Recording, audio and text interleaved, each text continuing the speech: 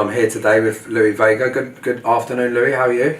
I'm good. Happy to be here. Great, yeah, it's great to see you. What brings you to London this time, Louie? PR, man. I'm doing press for the new album. Okay, cool. So tell us about the NYC disco album project, like how it first came together, whose idea it was and stuff. Well, it was my idea, yeah. It started with remixes. I was doing some remixes for the Sam Records catalog. I heard this remix that Nick Monaco did on a song called Free by a group called Rise. And when I reached out to Mike, because I had seen it was on Sam Records, I asked him if I could do a remix on it and if he had the parts. Then when I noticed that he had the parts to that song, I said, how much of the catalog do you have parts of? And he says, a lot of the songs. I said, why didn't you tell me this a long time ago? So he started sending me a list of songs. Okay. And from there, I just started picking what I wanted to work on. And, started with songs like Vicky Dita's Beat Is Mine, Bourgie Bourgie, yeah, by John Davis and the Monster Orchestra. Then I started remaking like Let's Do It, a conversion with Sure. Leroy Burgess. I started seeing the reaction. People were just really excited about the remixes, and they were doing well in the festivals and clubs. So I kept moving with it. Next thing you know, I was doing Up Jump the Devil and a couple of others. But as I was working in the studio, I started experimenting with either disco loops or original grooves. Playing the keyboards and, Sure. and just coming up with ideas. And it started reaching beyond the Sam Records catalog. So when I was talking to Mike Weiss, I said, we should make an album out of this. And at first we were thinking of it being like a remix thing of the catalog, but it ended up being a lot more.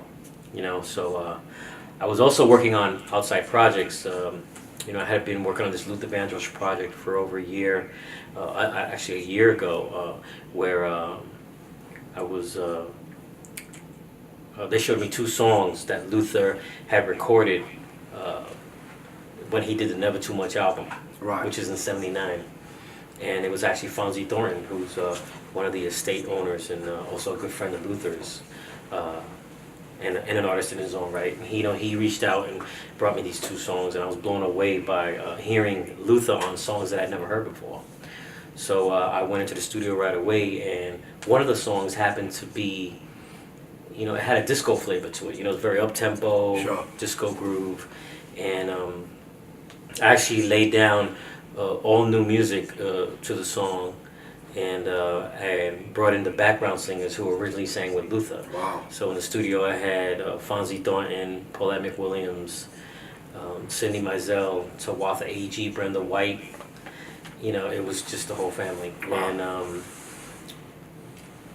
then I had B.B. Winans. B.B. Winans had come to me with a song called He Promised Me from his new album. And I did some dance mixes to it. And I did a mid-tempo mix, and then when I did the up-tempo mix, it was very influenced by George Duke and Dee Dee Bridgewater, So it also had that disco vibe to Sure. it. So it all fit on the album, and as I kept working on the record for the past year, because it took about a year to do, a little less, it just kept building and building into this thing, and next thing you know, I reached out to the family. I have Josh Milan on there, Anane, even Patrick Adams, one of my heroes. That's right, yeah. Cindy Mizell and Sharon Bryant from Atlantic Star. One of the founders of Atlantic Star. So it turned into this whole beautiful piece. I'm really excited because coming off of the Louie Vega Starring 28 album, which was nominated for a Grammy, I wanted to do something special that really paid homage to the roots, one of the roots of dance music, which is disco. Sure. So how long in the making has the project been, Louie? Like, when did it start? And obviously it's finished now, but when did it start and finish per se? I think this past year, we're in June right now. Yeah. So I would say last spring into June, I kind of started with the remixes on Sam Records. Right. And then during the fall and winter, I really dug deep into the album and, got through the rest with B.B. Winans and Luther Vandross, Sure. Josh Anani, and everybody else, and myself. You know. So there's some amazing artists on the album that you've just run through some of them. But what I'm really interested in, Louie, is how you select these superstars for each of the different projects that you work on. I mean, they're always the caliber, like it's so high. I mean, do you audition, or is it just like more of a feelings thing? Or Well, you know, the thing is that it's very natural. It's kind of like it happens in the moment. And as I'm creating the project, you know, sometimes I make a lot of music, and you know, there's a lot of different ideas for different types of artists. You know, but as I'm working on this project, I'm just thinking about things that inspire me at that moment, and you know, it pulls me in. Like, you know, some things just happen. sure. You know, I was in the studio working, and I get a message from Patrick Adams on my inbox, and he says, "Hey, you know, I heard your Luther record, and I would love to do a string arrangement on the Luther record." I was like, "Wow, Patrick Adams just reached out right now." And I said, "Patrick, I'm working on this album. It's called NYC Disco, and it's kind of like my tribute to disco. And you know, if I had you on this album, it would be just the icing on the cake. You know what I mean? To have one of my heroes, who created some of the greatest classics of all time, on this album. I mean, you know, you are one of the, you know, the kings of the disco, R&B, soul sound, Sure, boogie, everything. You kind you of know? defined it in a way, the sound for the strings He and stuff. definitely did. So he says, "Well, you know, I have this idea that I worked on about a year ago. I want to send it to you, see what you think." And I think he told me something. It was weird. It was like, it was inspired by like Star Wars or something. Okay. I was like, okay. I said, send it over to me. I thought I was gonna get some like Star Wars sounding thing, Yeah. but it was this incredible track called Rebel Nation, Okay. and it blew me away. You know, when he sent it over, he had the groove in the pocket. He had these synth strings that were playing throughout the whole track, and he had the synth sound like back in the Cloud One days. Okay. Right? Cloud One, yes. That was his experimental projects. You know, where he put out like Atmosphere Strut and all these great records. And I was blown away because I said, this is perfect for the album. Yeah. So he sent it over. It was in a bit of a raw form, and I did my thing to it. And then I said, you know, Patrick, I think if we added live strings to this, because your synth parts are amazing, you know, it was so orchestrated. I said, why don't we bring in some live strings? And he says, now you're talking. Yeah. So he comes in the studio, he does the string arrangements, you know. Next thing you know, he goes, I got a surprise for you, I'm not going to tell you. When I get to the studio, Log Cabin Studios in New York City, you know, I'm there with my crew, Axel Tosca, who's one of my collaborators, and, you know, my engineer, Yaz, and the engineers from the studio, Michael Weiss, that were there. And he brings in Leroy Burgess. And I said, Leroy, what's up? And he goes, hey, I'm here. What are you? I said, what are you doing here? But I mean, it's great that you're here. But what are we doing? You know, I'm like, what are we doing? He says, I'm conducting the strings. I was like, so imagine that. I had Leroy Burgess conducting the strings. Right. Patrick Adams, who is the artist that I'm collaborating with on this project. And he, you know, did this beautiful string arrangement. And the string section that comes in. You know, the Patrick Adams Quartet, I think we were calling them or something. Yeah. You know, it was cool. So, I mean, you actually did a famous video of that now, didn't you? Which was, me personally, I'd love to thank you for that, because that was just like an amazing insight into you in the studio. We don't see enough of that, and it's almost like, you know, it's like sacrosanct sometimes, sanctuary in there for you. You don't really report it, but you know, you're in the background kind of doing a selfie, and all of a sudden you pan around and there's like, was it Leroy in the booth with them, right? It was Leroy with them, and then I went out to Patrick, who was in the control room. Yeah, that's it, yeah. I mean, it was great. You know, the song is great. It's a really powerful statement, and you know, I thought to myself, you know, we need a verse on this song. You know, we need to take that Rebel Nation a step further. Then I reached out to Anani, because Anani she's like a chameleon in the studio. You know, we've done everything from, you know, sultry vocals to real punk rock kind of feel, and this is what that needed. I felt it needed like a verse that was very kind of punk rock, sort of, you know, in the middle of being melodic and rap-ish a little bit, you know. And she has these voices that she uses, and I thought it was a great idea to do that on this song. And she wrote a powerful verse, man, just reaching out to the kids and says, you know, letting them know that they are the movement of our future. You know, can't take it anymore. Get up, stand up, let's fight. Yeah. Rebel Nation. You know, you know, it's really powerful what she wrote, and I was blown away by the whole thing when we recorded that session as well. And for me, that's a song that really says something really powerful in the album. It has a deep message to it, right? Yeah, it was perfect to do with Patrick Adams too, because it was a left field kind of jam. Sure. When you hear it, and I think a lot of people are gonna enjoy it. I mean, you're most famous for the house productions, obviously, that you've done over the generations, but you've also, disco has been massive, very important and a constant sound throughout, right? But tell us, like, Louie Vega's first memories of disco, like your first early memories, and how it has influenced you ever since. Man, early memories. I was at a block party. My sisters were there. Yeah. They were in a hustle contest. Yeah. One of them hustled really. They actually both hustled well, but my sister Edna. Explain to the Londoners, they might not know what a hustle contest hustle is like a dance where you have couples dancing and you're kind of twirling each other, and Okay. it's not salsa, but it's like it's a little bit of that combined, but dancing on disco. Okay. You know what I'm saying? A lot of foot movement, a lot of turning. Right. I mean, I'm sure you've seen it before. But my sisters were in a contest, and one of them, she came in second place. Wow. And the song she danced to was "It's Good for the Soul" by Salsa Orchestra. Okay. Who would have known that? I was like 12 years old, and later in my life, I'd be working with Vince Montana, who made that song. Wow, so you were 12 then, Louie? I was 12, man. Wow. You're talking about 77, 76, around there. No, wait, 78. 77, 78.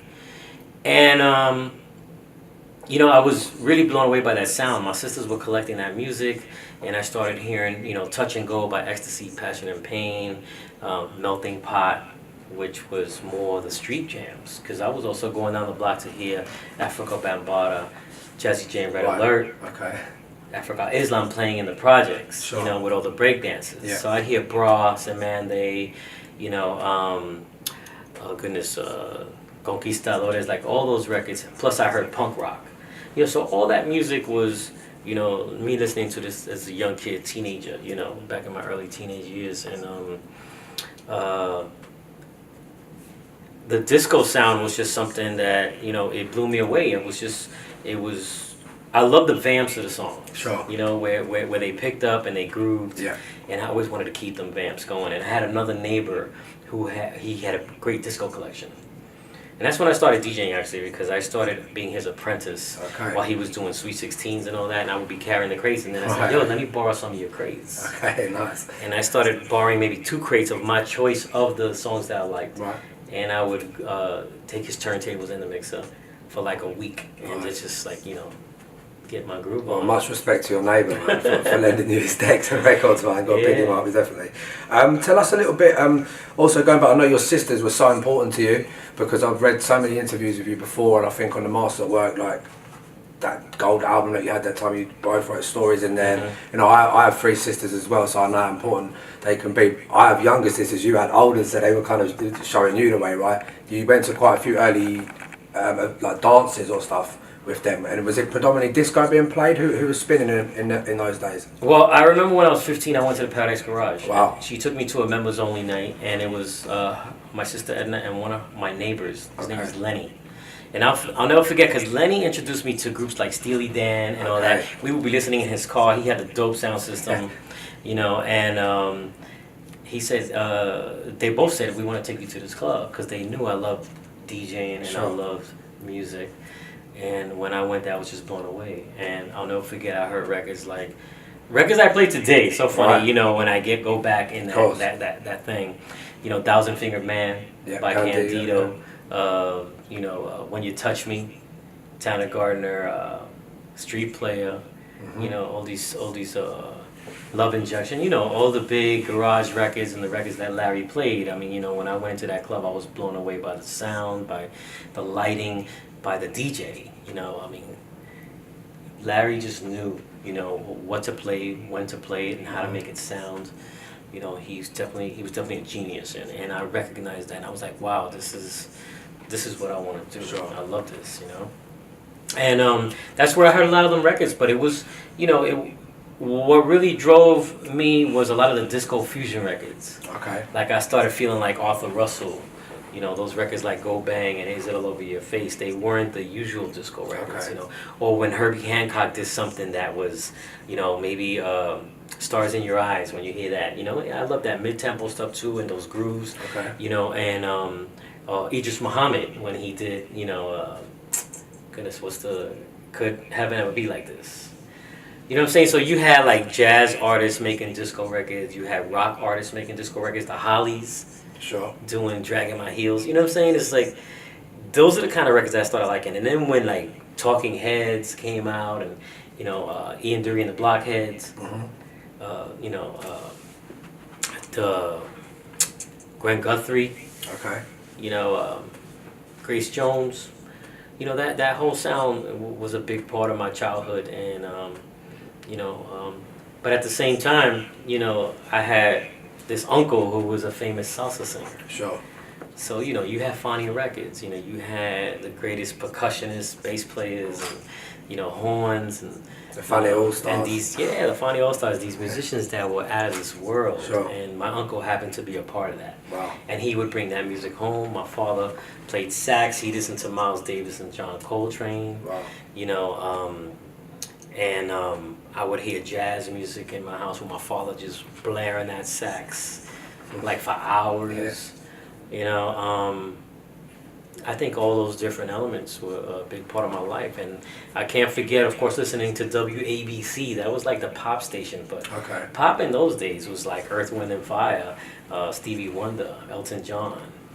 You know what I'm saying? You would hear a lot of great music on the radio as well. I know you have a deep connection with Nervous and its father-son founders, Sam and Michael. Tell us more about this project again and how it landed particularly on Nervous. I know you touched on it a little while ago. Yeah, I mean, it was already going to be on Nervous. I mean, you know, it didn't even have a name. The NYC disco thing came later on when Mike and I were talking. And, you know, we just thought that giving it the NYC thing would really define it, you know, and tell you, you know, what kind of disco this is. This is from underground dance culture in New York City. That's where it came from, because that's what I was inspired by, and that's where I grew up. So for me, and for Mike too, because he's you know, a native New Yorker as well, and he was there back in the heydays when his father, you know, was a disco king, man. I mean, and R&B, soul, funk. I mean, he signed it all. If you look at that catalog, you see the kind of ears that his dad had, and you see where he gets it from. You know, his dad and his mom were heavy in the entertainment business. You know, owning labels. His mom was a superstar dancer back in the days. You know what I'm saying? So, I mean, I'm talking Frank Sinatra, all that, like the real deal. You know what I'm saying? So imagine Mike being that little kid around that. You know what I mean? He was that kid around that. So all this right here goes together so well because he understands where I'm coming from. There's amazing synergy there between it all, definitely. I mean, the record label is quite special to you because obviously your sales master work, very synonymous to this label, right? And also you made a track, you named it after the label, didn't you, right? The Nervous track. Oh yeah, that's right. Actually, I think Michael might have come up with that name. Oh wow! I know, you know, Kenny and I had New York and Soul, but when we had this track, I think he said, "Why don't you call it a Nervous track or something like that?" I think it came from Mike. But yeah, I mean, you know, those were the days when I used to call Mike Weiss and Gladys Pizarro at 4 in the morning and be like, "Yo, come check out this track. If you like it, you can have it for your label." He would come over, or she would come over, and you know, they were records that they both signed. You know, Gladys signed Beautiful People, the Barbara Tucker stuff. He signed New Eureka Soul. I mean, we did all these other records for him, but when we did New Eureka Soul, it was definitely one of those records that stood out, and it really crossed genres. Definitely. You know, we had Funk Master Flex loving it, Ronnie Size, Giles Peterson. You know, all the house DJs, you know. So it was one of those records that reached beyond the norm, and we were really excited about that. So that really, you know, made us want to create this album as well. Giles Peterson and Morris Bernstein, who were, you know, heavily influenced. We were heavily influenced by what they were doing in their labels and everything, and we were heavily influenced by the Southport sound. going into Southport and checking out the connoisseur's room and watching these dancers Yeah. doing this thing. And, I found out about Dingwalls and all that. And, Yeah. Giles Peterson schooled us. We went to his studio. He showed us Black Older the Sun, the original by Rotary Connection. We loved it. Kenny knew about it already because he collects, Sure. but, I was blown away by the arrangements and everything. And we just went in and redid that song for the New Rican Soul album. But, that was the whole birth of that New Rican sound. Sure, definitely. Very influential to a lot of people, like you said. Moving back a little bit, last year you reached another milestone when your album, Louie Vega Star in 28, was nominated for the Grammys, like you mentioned before, for is it the Best Dance Album? Yes, it was the Best Dance Electronic. Wicked. So, I mean, that's an amazing achievement, an amazing benchmark as well. So, where do you think the album now will compare with that, or do you think it's a totally different vibe because it's more focused on disco? But, discos have probably one of the biggest renaissances now than it's ever had, right? Yeah, I mean, it's weird how the timing is. I didn't make this record because people like disco. I just made it because I love disco and I wanted to tribute, the sound. I wanted to do a tribute to the sound. Sure. I just happened to be making it around this time that all this is happening. Right. Obviously I'm playing around the world and I'm getting my little influences and things and my Wednesday nights especially. Definitely. But it wasn't a plan to create this disco record because people like disco, but it's kind of cool that at the same time a lot of the youth generation is into the disco sound. I mean, I think it just happens to be good timing. Well, hopefully we get another Grammy nomination. Listen, I was very happy that last year we were nominated for that Grammy. I mean, it opened up a door for everybody. Fantastic, and I think that now you have guys like Spen and Teddy Douglas and Kenny Dope, a lot of our friends that are making albums now. Right. And I'm really excited that everybody's, getting real creative and coming up with full-on pieces of work to represent their sound, and now that door is open. Sure, definitely, man. So, what with the NYC Disco album project, you're taking the whole show on the road basically, and you're performing in lots of different places. Could you tell us like some of the places you've been to so far and how the response has been? Oh man, well let's start way back last year Okay. when I did Bourgie. I'll never forget. I was at Sunset Beat, and it's funny because I was supposed to play at Barbarella's, right? Okay. And I get a text from Moses. Moses is my tech. Yeah. And he tells me, Louie, Barbarella's is having a sound problem. And I told him that you're not going to play if they having a sound problem. Yeah, of course. There can't be no power outages when Louie's playing. Yeah. So Moses says, I gave him another idea. And I said, why don't you put Louie on that main stage over there? And that was Moses' idea. Because he told me that same day. He says, Louie, I told him to put you on that main stage.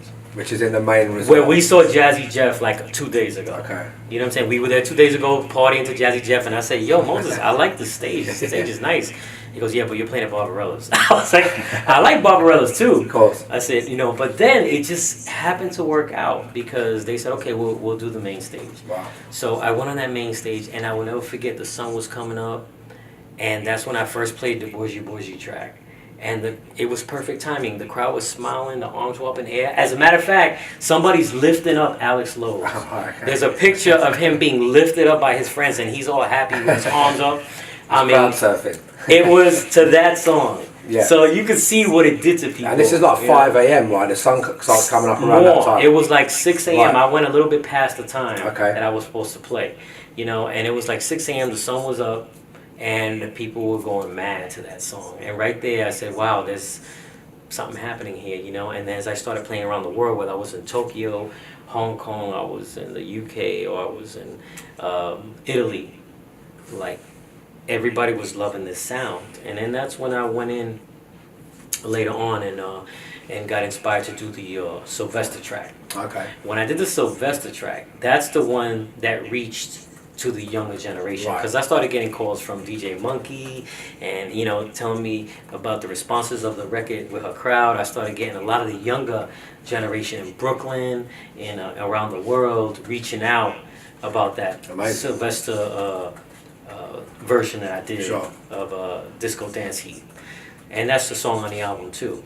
So when that song came out, it just took it to another level. It just went to the top of the charts. It was like fast moving, you know, and you know, I noticed that it reached beyond just our usual people around the world, you know? Yeah. It started getting a whole new crew. So I just kept going with it, you know? I just kept moving with it. You know, some of the songs are a little sophisticated on the album. Some of it has a little bit of more naive feel to it. Right. You know, but it's all good quality music, and I'm really proud of that piece. Could you also tell us what's upcoming for the tour? Are you hitting Ibiza? Is it more like a live show you're doing with musicians for the NYC disco album, or is it like a DJ show? This summer, I'm doing a lot of DJ shows because I'm really promoting the project. I'm doing a lot of live streams. Okay. Playing, whether I'm in a record store or you know, maybe I'm doing something with DJ Mag or at Worldwide. You know, my show that I do in New York, open air sessions, actually in Jersey, at my studio, I'm doing here at Worldwide, you know, tomorrow. So, you know, I'm trying to get as much exposure for the record as I can. So it's attached to a lot of my shows, even our show in Ibiza. One of our rituals in the summertime is going to be based around the album, because we also have the Martinez brothers on the album, which I didn't mention. And with them, you know, it came about towards the latter part of the album because we had just put out a single called "Shut the Door" that is on their label, Cutting Heads, and that record did really well, especially in the environment where they're playing around the world, which is huge festivals, big numbers of people, you know, getting a lot of support of all DJs, you know, from Seth Troxler to Marco Carolla to Ricardo Villalobos to Luciano. Wow. You know, really wonderful support. And so it's crossing over into... It's crossing in a whole different scene, and it's wonderful because I experimented with them, and you know, they've been wanting to do a track. I went in to do this track with them, and it turned into this whole project. We have like over an album's worth of material now. Yeah. And when I was doing this disco album, I said, you know what? I said, you guys should come on this disco album. It would be nice for us to have a little continuity together, and it'll be, you know, it'll be fun. And I said, why don't you send me over like just sample a track and send it over to me. Let's just send me some ideas. Sure. So they were on the road. They sent me some ideas, and I liked this one track that they had done. And I said, you know what? Let me take that track and bring it live. Right. Not bring it to life, because they already had a drive. It was great. They had a great track, and I said, let me put all the live stuff around it. So I brought an entire, like, it's very orchestrated, horns, you know, bass line, live drums. I mean, you know, everything. It really has the full-on orchestra effect, but with that drive they had. You know, so we did the record, and you know, they're on the album too. So I'm really excited because you know, this album has almost like it's reaching different places within the dance community. Sure, definitely. Right, so I've got some questions here from some people around the world. Obviously, I've got some people, my fans and lovers of our music, and obviously you're millions of fans all around the world, but the world I come from, a lot of people know you and love you very much, and I've been playing a lot of your tracks recently. I'd like to personally again thank you for letting me play the VR anthem on my show, which was the world premiere of that, which was a very important track done by you in tribute to Voodoo Ray, right? Yes, Voodoo Ray is a very good friend of mine. Unfortunately, we lost him, you know, a few months back, and you know, I wanted to do something really special for him. You know, he was part of a wonderful party in New York called Funk Box that he does with Tony Touch, and you know, he goes way back. I mean, he was a promoter at one of my parties with the Underground Network with Don Walsh and Barbara Tucker, and I met him back in '85 when I first started at the Devil's Nest. Believe it or not, my first club. He was a young 15, 16-year-old dancer coming to the clubs. Sure.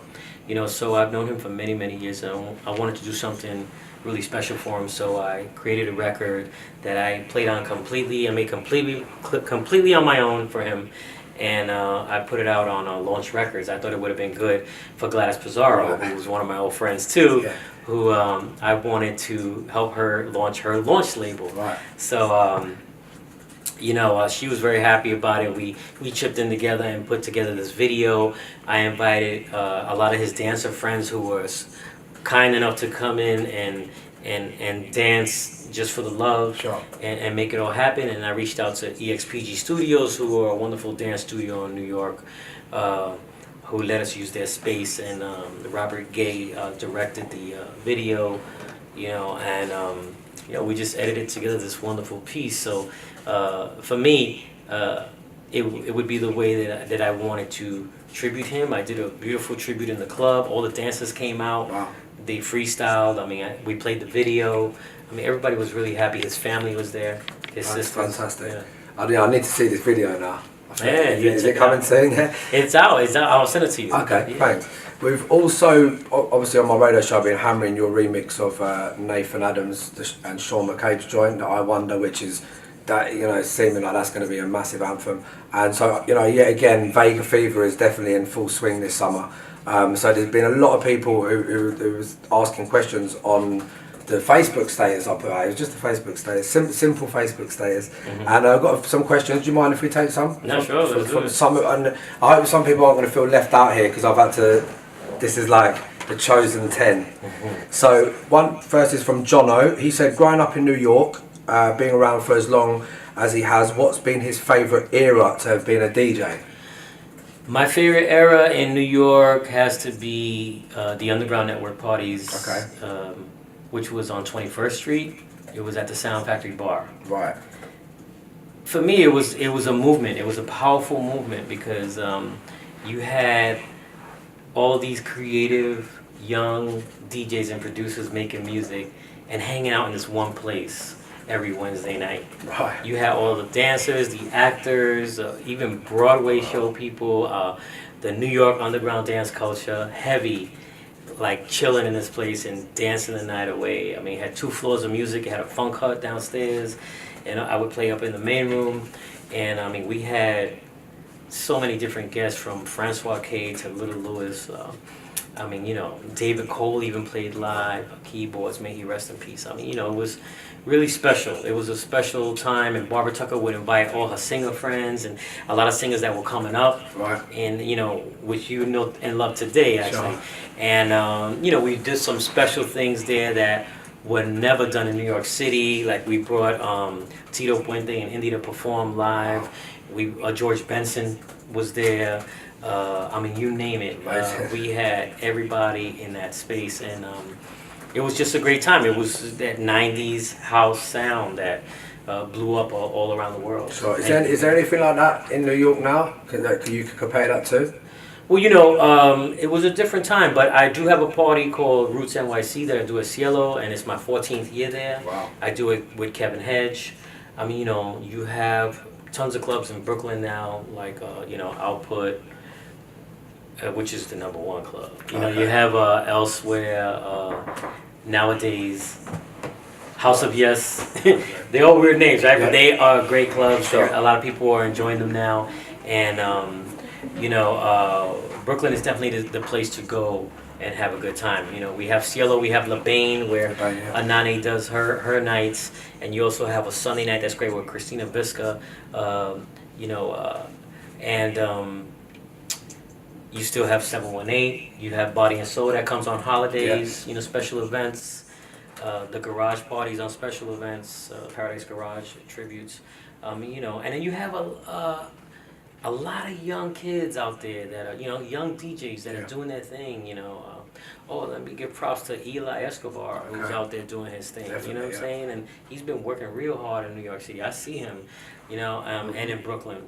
Yeah, he's been putting out some great stuff, hasn't he? You got Soul Clap doing their nights. Yeah. You have a lot of DJs from around the world that now go to New York, as to where before they would be in and out of New York. Now they're there doing a night. Right. One of the top, all the top guys coming to New York to do it, out in Brooklyn especially. That's fantastic. Mostly in Brooklyn. But there's definitely a thriving scene.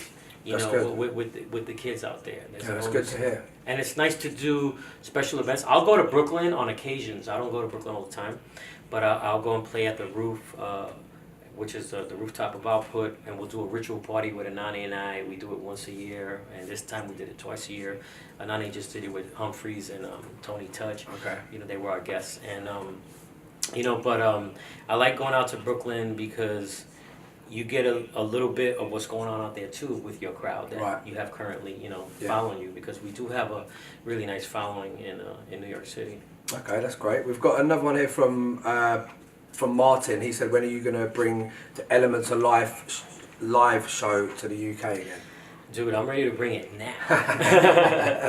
We just did a show in Chicago at the Millennium Park, and it was wonderful. I had to.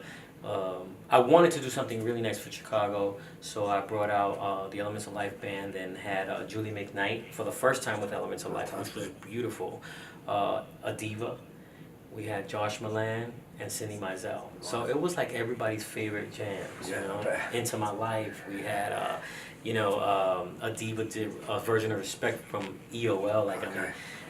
Julia McKnight, we did finally live with the band. And this new song we got Still Here that David and I produced that's coming out soon. Morales, that is.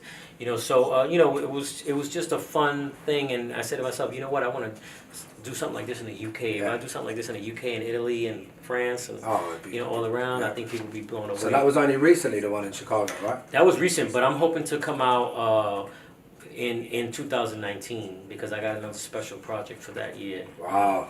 Yeah. Every year there's a special project every year. That's what I'm doing now, man. It's I had the House album last year, and it really did well, and we reached wonderful heights, getting to the Grammys and everything. Now we have NYC Disco, which is just as an important record for me, and I'm really excited about this one.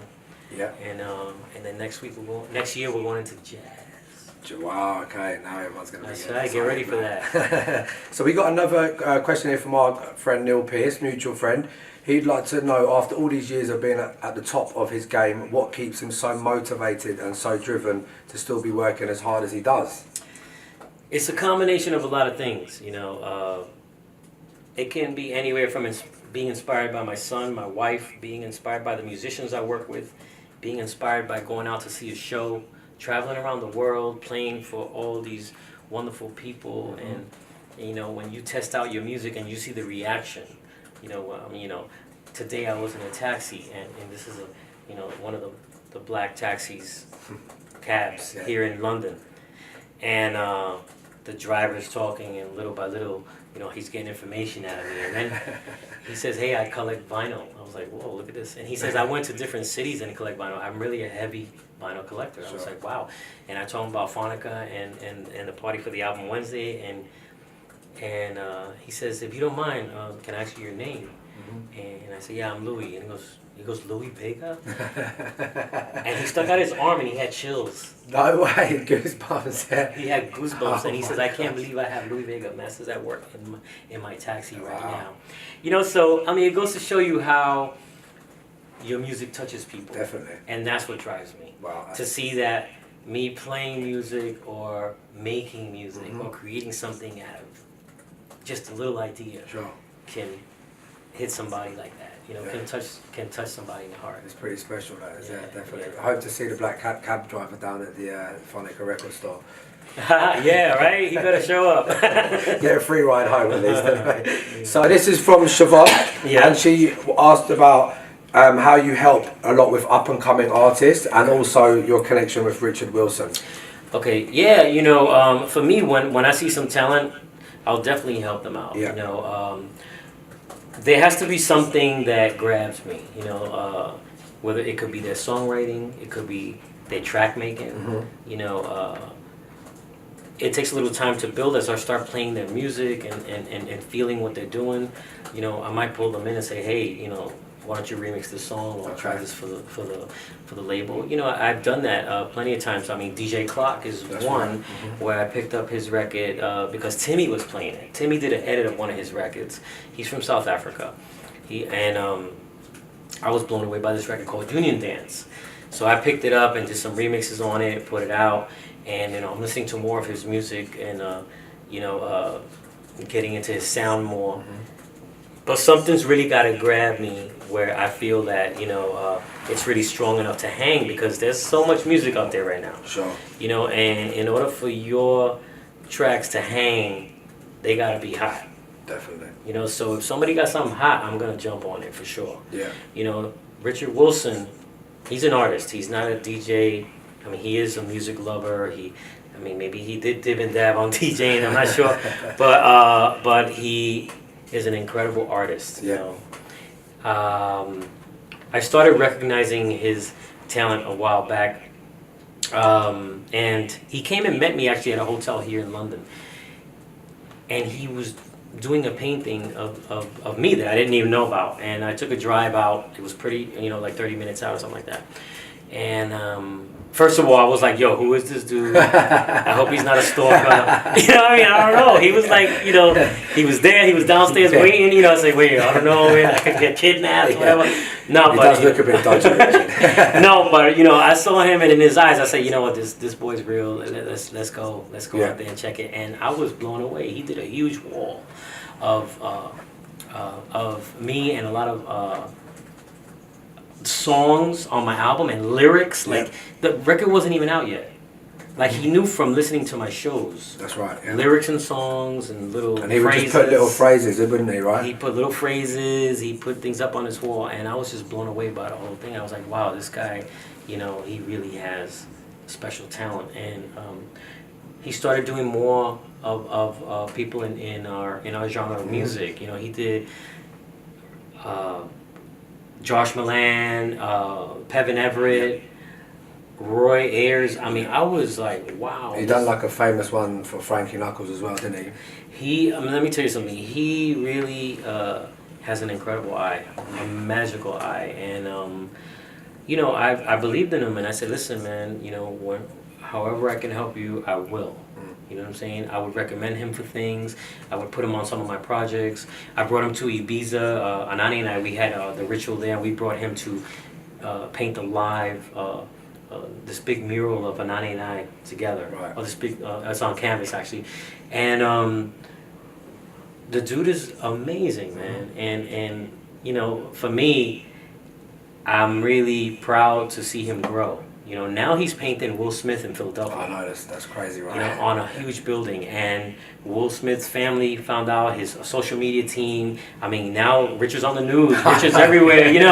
It's really beautiful what's happening with him. What he did for the soccer teams here. That's right. All those huge. For Leicester City when they won the league, yeah. Yes, I mean, and he done Ronaldo as well. Ronaldo, yes. I mean, Richard's blowing up, man. I'm telling you, y'all gotta jump on Richard if you haven't yet. That's right. Check him out, man. Super talent. I remember when I think it might have been the first time you and Richard met. It was another time I interviewed you. Actually, it was when the Southport weekend. It was at Minehead, and we had like a My Soul radio set up. And I remember, I'll never forget, because you and Moses appeared on golf carts. That's how you arrived. I was whizzed in on a golf cart. And at that time, Richard had done the painting for Frankie Knuckles, and he was raising money and stuff.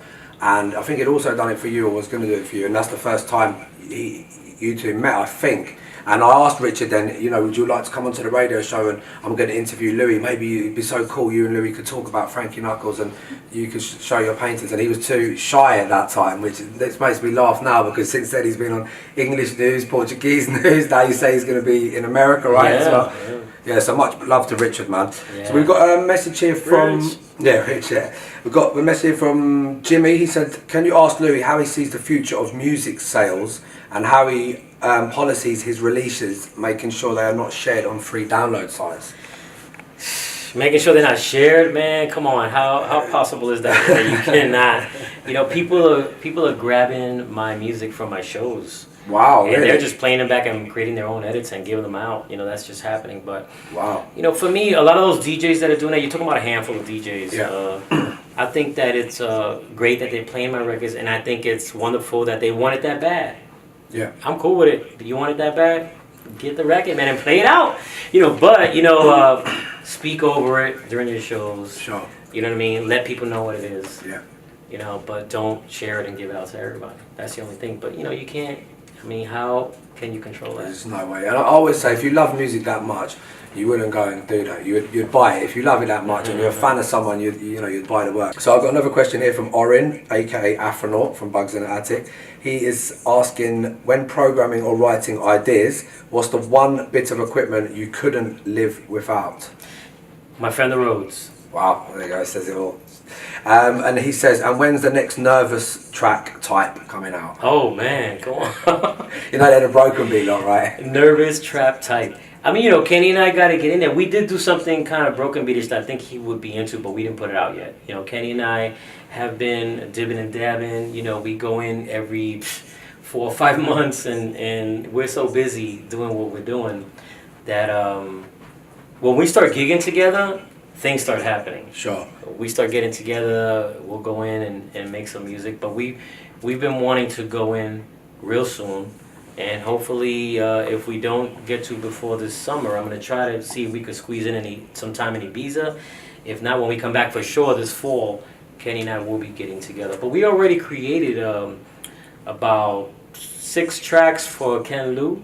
Okay. That we've been playing a few out, but we haven't put them out yet.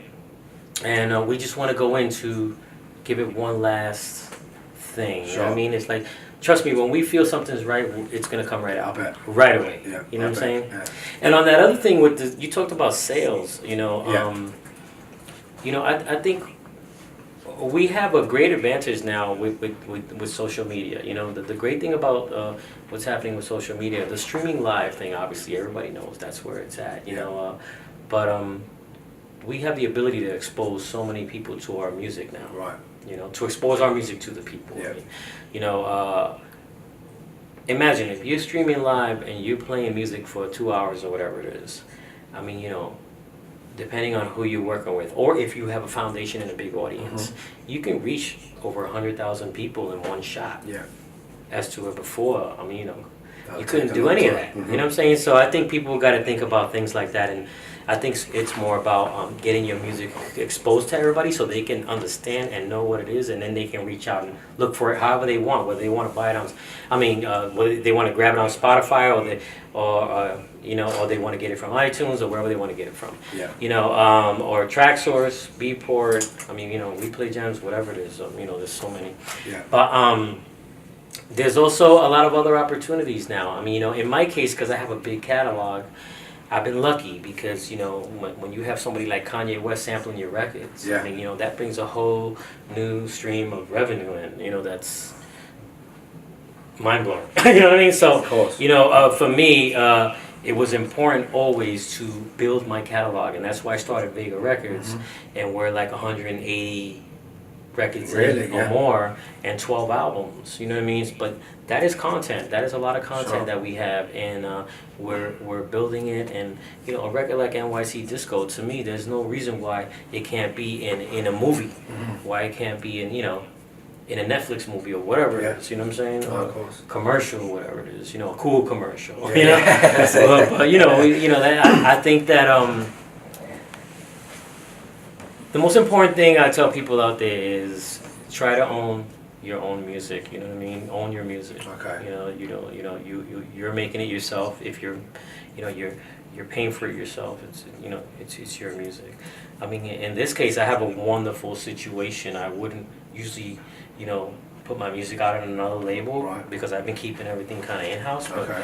with Michael, it's different. You know, we're partners on this. Sure. So it's really a wonderful new venture that I got into now, and I'm really excited about it. And this is not the last album I'll do with him, for sure. Brilliant, that's good to hear. We've got time for one last question from Lisa, and she says, is there an official release date for this disco album? Yes, June 6th is coming out on vinyl, which it's 2 double packs, Okay. and it has 10 of the tracks from the album. Right. You know, everybody's on it. The meat of the album is on those 2 double packs. And June 29th, it's going to be released on digital worldwide and also on CDs. Okay, fantastic, exciting times. Well, I'd just like to say a massive thank you to everyone who sent the questions in, and an even bigger thank you to you as well, Louie, for joining us. I'd like to say a heartfelt thank you from me personally, and also on behalf of all the family that where we come from in our scene, not just here in the UK, but you really are, like, you know, your hard work, you're a constant inspiration and motivator to us all. I don't know if you realise that sometimes, but you know, the levels that you set push a lot of us harder as well. So I'll shake your hand on that, and thank you so man. much, man. I'm glad I could help inspire. You know, for me, I'm here for a purpose, and I'm here to enlighten people's lives, put a smile on your face, make you sing, make you laugh, make you cry. Make you dance. Cries of joy, though. And most important is to make you dance. Yeah, like the song says, man, you know the song. So thanks again for joining us, and wish you all the best of your travels, man.